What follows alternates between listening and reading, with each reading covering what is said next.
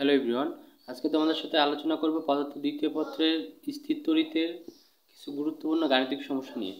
গাণিতিক সমস্যা সলভ করার আগে আমরা এই অধ্যায়ের কিছু প্রয়োজনীয় সূত্র সম্পর্কে জেনে নিই।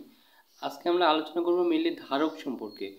ধারকের কিছু গাণিতিক সমস্যা কিভাবে এই সূত্রগুলোর মাধ্যমে সলভ করা যায় সেটা আজকে আমরা শিখে নেব। প্রথমে যে সূত্রটা দেওয়া আছে সেটা হলো যে পরিবাহীর ধারকত্ব সি সমান সমান কিউ বাই ভি। এখানে সি বলতে বোঝায় ধারকত্ব, কিউ হলো আধান বা চার্জ, ভি হলো বিভব। কখনো যদি সেই ধারকত্ব শূন্য মাধ্যমে গোলক পরিবাহী ধারকত্ব হয় তাহলে সেক্ষেত্রে সূত্রটা হবে সি সমান সমান 4 পাই ইপসিলন নট আর।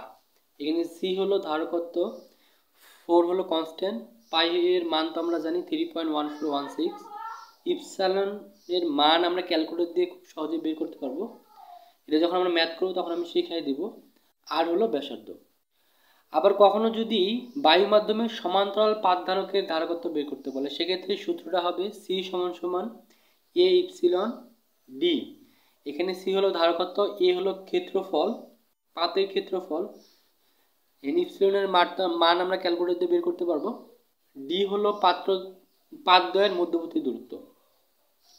এটা এই সূত্রটা মনে রাখার জন্য আমরা এভাবে মনে রাখতে পারি কবে আসবে ঈদের দিন। তারপরে আমরা এখন শিখব যে তুল্য ধারকত্ব কিভাবে বের করা যায়। ঠিক আছে, কখন যদি দেখি কোনো ধারকত্ব শ্রেণীতে সংযুক্ত আছে সেক্ষেত্রে তুল্য ধারকত্ব বের করার সূত্র হবে 1/cs সমান সমান 1/c1, 1/c2, 1/c3, এভাবে চলতে থাকবে। যদি আরও থাকে আমরা আরও এভাবে যোগ করতে থাকবো। তারপরে কখনো যদি সেই ধারকত্বটি সমান্তরালে যুক্ত থাকে সেক্ষেত্রে, অর্থাৎ এখানে যে C1, C2, C3 এভাবে সমান্তরালে যুক্ত থাকে সেক্ষেত্রে তুল্য ধারকত্বের সূত্রটা হবে CP সমান সমান C1 plus C2 plus C3 plus dot dot dot এভাবে চলতে থাকবে। অর্থাৎ যতগুলো আমাদের সমান্তরাল যুক্ত সবগুলো আমরা সমষ্টি হবে তুল্য ধারকত্ব। এবার আমরা এই সূত্র রিলেটেড যে গাণিতিক সমস্যাগুলো আছে সেই গাণিতিক সমস্যাগুলো সলভ করা শিখব। এখন আমরা এই গাণিতিক সমস্যাটি সলভ করব। আমাদের প্রশ্নটা এরকম দেওয়া আছে যে কোনো পরিবাহীর ধারকত্ব 2 মাইক্রোফ্যারাডে, এতে কি পরিমাণ চার্জ প্রদান করলে বিভব 40 ভোল্ট হবে। এটা কিভাবে করব আমরা? আমরা আগে জানি এই ম্যাথগুলো সলভ করার জন্য প্রথম যে কাজ সেটা হলো আমাদের যেখানে যে তথ্যগুলো দেওয়া আছে সেগুলো আমরা লিখে নিব। এখানে প্রথমে দেওয়া আছে ধারকত্ব। ধারকত্বকে কি দ্বারা প্রকাশ করা হয়? সি দ্বারা। সি মান দেওয়া আছে 2 মাইক্রোফ্যারাডে। মাইক্রোফ্যারাডে থেকে আমাদের অবশ্যই ফ্যারাডেতে যেতে হবে, অর্থাৎ এসআই এককে যেতে হবে। মাইক্রোফ্যারাডে থেকে ফ্যারাডে যাওয়ার জন্য 2 কে যদি আমরা 10⁻⁻6 দ্বারা আমরা গুণ করে দিই তাহলে সেটা কিসে চলে যাবে? ফ্যারাডেতে চলে যাবে। আমাদের তারপর কি দেওয়া আছে? বিভব দেওয়া আছে। বিভবকে কি দ্বারা প্রকাশ করা হয়? ভি দ্বারা। ভির মান কত দেওয়া আছে? 40 ভোল্ট। আমাদের কি বের করতে বলছে? কি পরিমাণ চার্জ, অর্থাৎ আমাদের চার্জ বের করতে বলছে। চার্জকে কি দ্বারা প্রকাশ করা হয়? কিউ দ্বারা, অর্থাৎ কিউ ইকুয়াল টু ওয়াট। এখানে আমরা কোন সূত্র বলবো? আমরা কিন্তু একটু আগে এই সূত্রটা পড়ে আসছি যে পরিবাহীর ধারকত্ব বের করার সূত্র হলো সি সমান সমান কিউ বাই ভি। তার মানে আমরা এখানে এই সূত্রটা ফেলে দিব যে পরিবাহী ধারকত্বের ক্ষেত্রে সূত্র হলো সি সমান সমান কিউ বাই ভি। এখানে আমাদের কি বের করতে বলছে? আমাদের এখানে কিউ বের করতে বলছে। তাহলে আমরা কি লিখতে পারি? কিউ সমান সমান সি বাই ভি, অর্থাৎ এটা গুণ করে দিলাম। তাহলে সির মান দেওয়া আছে কত? 2 গুণন 10⁻⁻6, ভির মান দেওয়া আছে। এটা যদি আমরা ক্যালকুলেটরে ক্যালকুলেশন করি, অর্থাৎ ক্যালকুলেটরে যদি আমরা গুণ করি তাহলে খুব সহজেই যে মানটা চলে আসবে সেটা হলো 8 গুণন 10⁻⁵ কুলম্ব। এটাই কিন্তু আমাদের অ্যান্সার। এখন আমরা এই গাণিতিক সমস্যাটি সলভ করব। এখানে আমাদের প্রশ্নটা এরকম দেওয়া আছে, একটি গোলাকার ধাতব পরিবাহীর ব্যাসার্ধ দেওয়া আছে আমাদের বলতে বলছে ধারকত্বটা কত। তাহলে এটা আমরা কিভাবে সলভ করব? এটা সলভ করার জন্য আগে আমরা এখানে যে তথ্যগুলো দেওয়া আছে সেগুলো আগে লিখি। এখানে আমাদের দেওয়া আছে ব্যাসার্ধ। ব্যাসার্ধ কি দ্বারা প্রকাশ করা? আর দ্বারা। আর এর মান কত দেওয়া আছে? আর এর মান দেওয়া আছে 12 সেন্টিমিটার। সেন্টিমিটার থেকে যদি মিটারে যেতে চাই তাহলে কি করতে হবে? আমরা এটাকে যদি 10⁻⁻2 দ্বারা গুণ করে দিই তাহলে এটা কিসে চলে যায়? মিটারে। আমাদের বের করতে বলছে ধারকত্ব। ধারকত্ব equal to C equal to what. তাহলে আমরা কিন্তু একটা সূত্র জানি। কি সূত্র জানি? আমরা একটু আগে যে সূত্রটা জেনে আসছি সেটা হলো যে বায়ু মাধ্যমে যদি গোলাকার পরিবাহী ধারকত্ব বের করতে বলে তাহলে সূত্রটা হলো এটা। এখানে এটাও কি মাধ্যমে দেওয়া আছে? বায়ু মাধ্যমে যদি উল্লেখ করা আছে এবং কি ধাতব পরিবাহী? এটা হলো গোলাকার ধাতব পরিবাহী। যেহেতু এটার সাথে মিলে গেছে তাহলে এই সূত্রটা আমরা ফেলব। তাহলে আমরা লিখতে পারি কি? সি সমান সমান 4 পাই ইপসিলন নট আর। এখানে পায়ের মান কত? পায়ের মান হলো আমরা জানি 3.1416। এখানে ইপসিলন নটের মানটা কত? সো এটা আমরা কীভাবে বের করবো? এটা আমরা যদি ক্যালকুলেটরে সেইভাবে যদি 3 2 চাপ দিই তাহলে কিন্তু খুব সহজেই এই মানটা বের হয়ে যাবে। সো এই মানটা এখানে আমাদের কত আসছে? আমাদের এখানে যে মানটা আসছে সেটা হলো 8.854 গুণন 10 to the power minus. So এটার একক হলো এফ। সো আমাদের এখন আমরা মানগুলো এখানে বসাই দিই। তাহলে এখানে আমরা মানগুলো যদি বসাই তাহলে এখানে কত হবে? ফার্স্টে আমরা মান বসাবো 4, পায়ের মান আমরা 3.1416। এটার মান যদি আমরা এখান থেকে বসাই দিই যে 8.85 গুণন 10 টু দি পাওয়ার মাইনাস গুণন আর এর মান যদি বসাই দিই এবং ক্যালকুলেটরে যদি এই মানটা ক্যালকুলেশন করি তাহলে যে মানটা পাওয়া যায় সেটা হলো 1.335 10 টু দি পাওয়ার মাইনাস। এটাই কিন্তু এর একক হলো ফ্যারাডে। এটাই কিন্তু আমাদের কাঙ্ক্ষিত অ্যান্সার।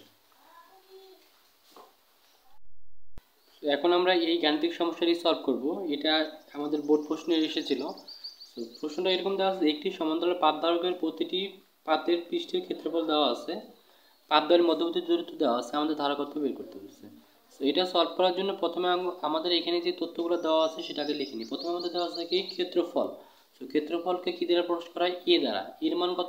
1.5 metre square. তারপর কি দেওয়া আছে? পাতদ্বয়ের মধ্যবর্তী দূরত্ব। আমরা জানি পাতদ্বয়ের মধ্যবর্তী দূরত্ব কি দ্বারা প্রকাশ করা হয়? ডি দ্বারা প্রকাশ করা হয়। ডি সমান 0.02 মিটার। আমাদের বের করতে বলছে ধারকত্ব। ধারকত্বকে কি দ্বারা প্রকাশ করা হয়? সি দ্বারা প্রকাশ। C equal to what? এখন কথা হলো আমরা এখানে কোন সূত্র ফেলবো? আমরা একটু আগে এই সূত্রটা পড়ে আসছি যে বায়ু মাধ্যমে সমান্তরাল পাতদ্বয়ের ধারকত্বের সূত্র সি সমান এ ইপসিলন নট ডি। তো সমান্তরাল পাতধারকের ক্ষেত্রে সূত্রটা যেহেতু দেওয়া আছে আর এখানে আমাদের উল্লেখ করে দিয়েছে এটা একটা সমান্তরাল পাতধারক, তাই আমরা এই সূত্রটাই ফেলবো। তাহলে আমরা লিখবো যে আমরা জানি সমান্তরাল পাতধারকের ক্ষেত্রে যে সূত্র সেটা কি?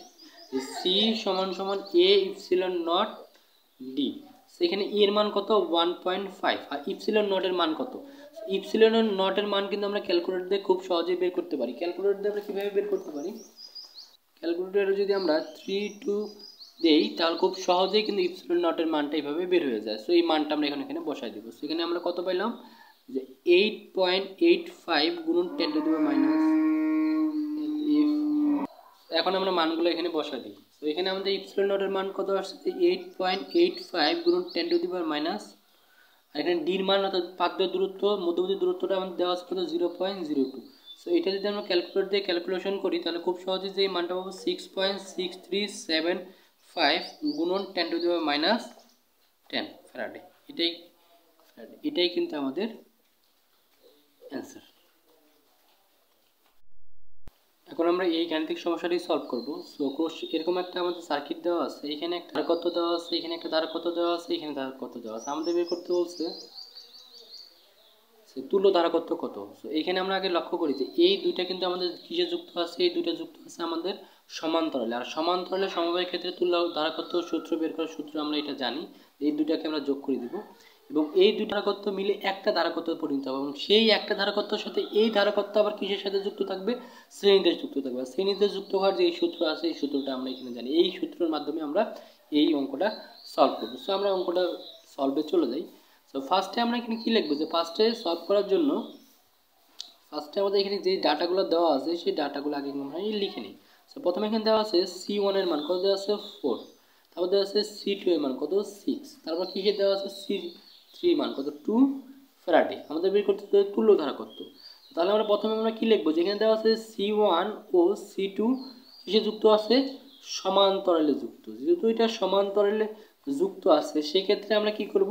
আমরা তুল্য ধারকত্বের যে সূত্র জানি, যে তুল্য ধারকত্বের সূত্র কি? CP সমান C1 প্লাস C2। তাহলে এই দুটো আমরা যদি যোগ করে দিই যে 4 প্লাস 6 যোগ করে কত হবে? 10 ফ্যারাডে আমাদের কি বের হয়ে গেল। তারপরে দেখো এই দুইটা মিলে কিন্তু একটা কিসে পরিণত হলো? এই দুইটা মিলে একটা আমাদের তুল্য ধারকত্বে পরিণত হলো। অর্থাৎ এই চিত্রটা এখন কিরকম হয়ে গেল? এখন হয়ে গেল এরকম, যেখানে দেওয়া আছে C3 আর এইখানে আমাদের তুল্য ধারকত্ব কিসের মানটা বের হয়ে গেল? আমাদের এখন এইখানে আমাদের এই তুল্য কি এই দুইটা মিলে হয়ে গেল একটা হয়ে গেল। একটা কি? CP সমান হলো 10। এখন এই দুইটা আবার কিসে যুক্ত আছে?